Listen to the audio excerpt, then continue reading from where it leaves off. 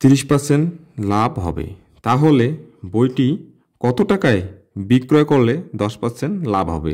এখানে তোমরা খেয়াল করো যে দুটো বিক্রয় মূল্য দেওয়া আছে, তাহলে এখানে আমাদের ক্রয় মূল্য দেওয়া নাই, তাহলে আমাদেরকে ক্রয় মূল্যটা ধরতে হবে, না ধরলে অঙ্ক হবে না। তাহলে ধরি ক্রয় মূল্য 100 টাকা। এখন বিক্রয় মূল্য কয়টা? দুইটা। তাহলে প্রথম কি 30% লাভে, তাহলে প্রথম বিক্রয় মূল্য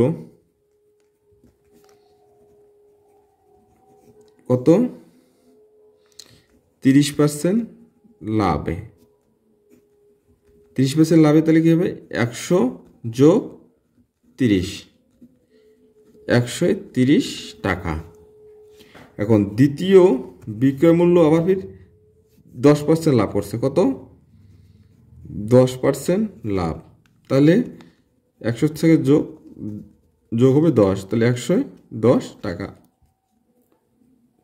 আমি এর একটা শর্টকাট নিয়ম করে দেবো, যেটা 30 সেকেন্ডের মধ্যে করা যায়।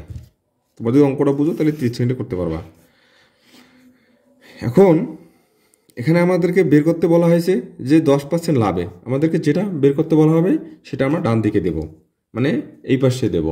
তাহলে আমরা লিখতে পারি প্রথম বিক্রয় মূল্য কত টাকা ছিল? 130 টাকা হলে দ্বিতীয় বিক্রয় মূল্য কত? 110 টাকা।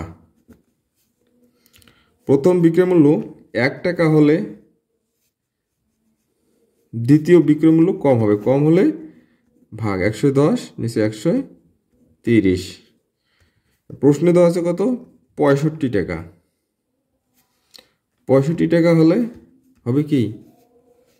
বেশি হবে, বেশি হলে উপরে গুণ 110-এর সাথে 65, 130। তো এই শূন্য কেটে দেবো, এটাকে কাটলে 5, তাহলে 55 টাকা এটা। এখন এটা কিন্তু আমাদের উত্তর, ঠিক আছে? এখন তোমরা খেয়াল করো প্রশ্নে যে এখানে বলা আছে যে এখন আমরা শর্টকাটে করবো। 30% সমান সমান কিন্তু 65 টাকা আমরা লিখতে পারি। দেখো এটা আর এটা কিন্তু সমান, যেহেতু সমান আমরা লিখতে পারি, তাহলে 30% মানে কি? 130, 30% যেহেতু লাভ হয়েছে, 130% সমান সমান 65 টাকা। তাহলে 1% সমান সমান কম হলে ভাগ নিচে 130। এখন কত বলা হয়েছে? 110% লাভ, তাহলে 65 গুণন 110 নিচে 130 ক্যালকুলেশন করলে এটা উত্তর আসবে।